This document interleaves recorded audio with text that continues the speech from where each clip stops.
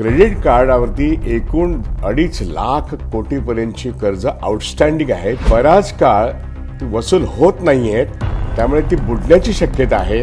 अपात्र लोकांना कर्ज मोठ्या प्रमाणात बँकांनी दिली आणि बँका कोसळल्या. आपल्या घरातलं सोनं गहाण ठेवून जे कर्ज घेतात हा आकडा तब्बल 1 लाख कोटीचा आहे. आता पुढच्या 90 दिवसाच्या काळामध्ये राम पण मतदान करेल आणि लोक पण मतदान करतील त्याच्या नावावरती. ही लोक कर्ज घ्यायला सुद्धा अपात्र आहेत.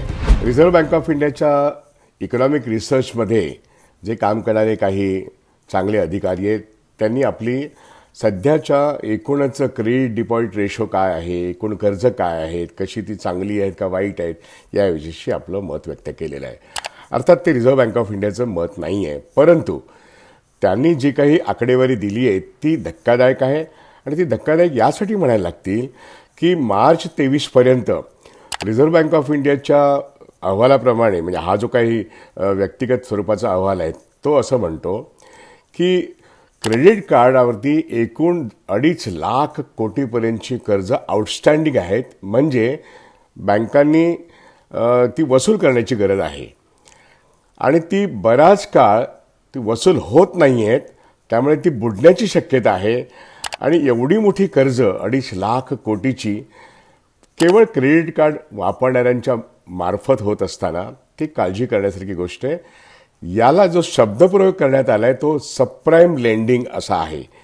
सबप्राईम हा शब्दप्रयोग 2008 मध्ये जो आंतरराष्ट्रीय किंवा वित्तीय भांडवलाचा जो प्रश्न निर्माण झाला आहे, वित्तीय संकटाचा जो प्रश्न निर्माण झाला, तो अमेरिकन बँका किती बँका कोसळल्या त्या ठिकाणी घर कर्जाच्या क्षेत्रामध्ये, विशेष करून प्रॉपर्टी लोन, हाऊसिंग लोन या क्षेत्रामध्ये, व्यक्तिगत कर्ज या क्षेत्रामध्ये सबप्राईम लेंडिंग झालं. म्हणजे अपात्र लोकांना कर्ज मोठ्या प्रमाणात बँकांनी दिली आणि बँका कोसळल्या. त्यातून जगभर वित्तीय संकट विविध देशांमध्ये पसरलं. भारतात सुद्धा त्याची लागण state bank of India, ICICI, HDFC या बँकांना झाली. परंतु भारत देश त्याच्यातून तावून सुलाखून निघाला, कारण का आपण पब्लिक सेक्टरमध्ये डॉक्टर VY रेड्डी या गव्हर्नरच्या अंडर आपण काम करत होतो आणि त्यामुळे आपण ती झळ आपल्याला एवढी लागली नाही. मुद्दा काय की सबप्राईम लेंडिंग म्हणजे अपात्र लोकांना कर्ज देणं हे या जगातल्या सर्वात मोठ्या बँकांनी जे केलं ते भारतामध्ये सुद्धा आता मोठ्या प्रमाणात आपल्या बँका करतायत, राष्ट्रीयकृत बँका करतायत, खाजगी बँका करतायत. आणि ती अपात्र लोकांची कर्ज बुडण्याची शक्यता निर्माण झाल्यानंतर भारतीय बँकांच्या एकूणच कर्ज व्यवहारात केवढं मोठं संकट येऊ शकतं याचा हा लेख एक निर्देश करतोय की संकटाची चाहूल आहे. सबप्राईम लेंडिंगतून भारतीय बँकांवरती संकट येऊ शकतं. ही एक गोष्ट. पण त्यांनी जे आकडेवारी दिली आहे ना, ती आकडेवारी थोडक्यात सांगणं फार आवश्यक आहे.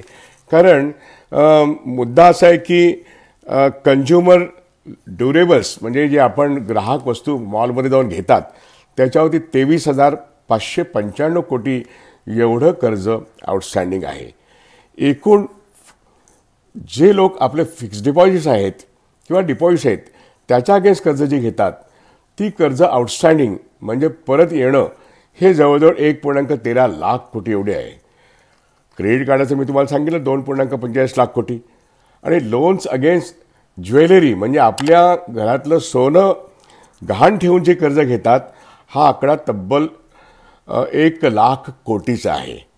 आणि केवळ शिक्षणासाठी जे एज्युकेशन लोन घेण्यात येतात आणि नोकऱ्या मिळतात, EMI बंद केव्हा होतो जेव्हा नोकऱ्या संपतात आणि त्या नोकऱ्या संपल्यामुळे EMI बंद होतात. त्यामुळे एज्युकेशन लोक शिक्षणासाठी घेतलेले कर्जसुद्धा आउटस्टँडिंग आहे ते तब्बल 1.12 लाख कोटी आहे.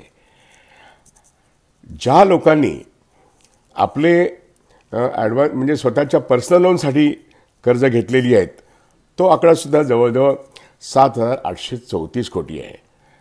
पण एकूणच जर बघितलं तर हाऊसिंग लोन म्हणा किंवा अन्य काही जी त्याच्या तत्संबंधी कर्ज जी आहेत व्यक्तिगत पातळीवरती आणि हाऊसिंग लोन किंबहुना व्हेकल लोनसुद्धा, तर ती जवळजवळ 26 लाख कोटी एवढी आउटस्टँडिंग आहेत.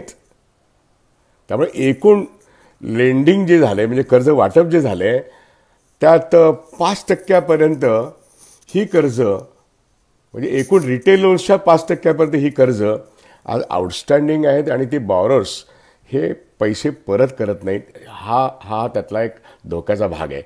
रिझर्व्ह बँक ऑफ इंडियाने नोव्हेंबर महिन्यात एक इशारा दिला होता, या सगळ्या कन्झ्युमर आयटम्स किंवा क्रेडिट कार्ड आणि हे ते सगळे लोन घेणारे त्याचा व्याजदर वाढवा, म्हणजे लोक कमी घेतील आणि बँकांचं संकट कमी होईल.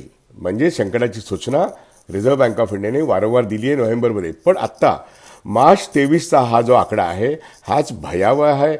आपण आता 24मध्ये आलेलो आहोत आणि हा आकडा निश्चित वाढलेला आहे.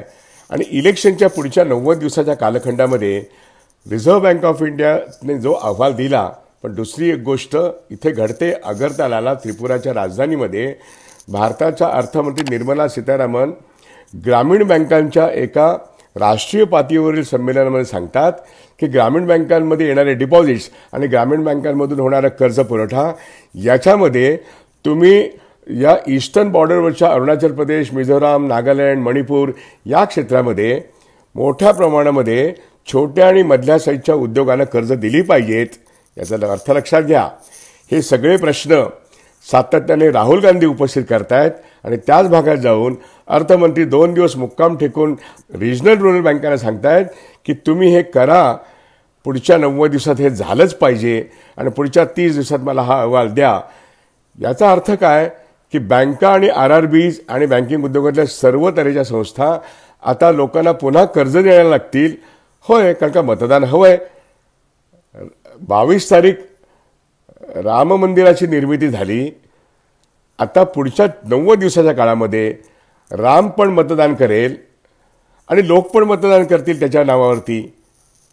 आणि त्या ठिकाणी त्यांच्या ज्या काही कर्जांच्या गरजा आहेत ते भागवण्याकरता बँकांना दावणीला बांधण्यात येईल. एका बाजूने रिझर्व्ह बँक सांगते की अनसेक्युअर्ड लोन्स कमी करा, म्हणून त्यांनी व्याजदर वाढवायची सूचना केल्या बँकांना. आणि या ठिकाणी MSME आणि MSMEना कर्ज द्या ही चांगली गोष्ट असली तरी आत्ता प्रश्न असा आहे की भारतीय अर्थव्यवस्थेतलं संकट एवढं तीव्र आहे की लोक कर्ज घ्यायला सुद्धा अपात्र आहेत. अशा तऱ्हेच्या परिस्थितीमध्ये अपात्र लोकांना कर्ज दिल्यानंतर नंतर मग सबप्राईम लेंडिंग वाढेल हे परत रिझर्व्ह बँक ऑफ इंडियाच सांगणार. भारतीय अर्थमंत्री, सरकारच्या अर्थमंत्री एक भूमिका मांडतात, पंतप्रधानांची भूमिका तीच आहे. आणि इथे RBI एक वॉर्निंग देते. अशा एका संदर्भामध्ये वर्तमानपत्रातून आलेले हे सगळे रिपोर्ट्स आपण तपासले पाहिजेत.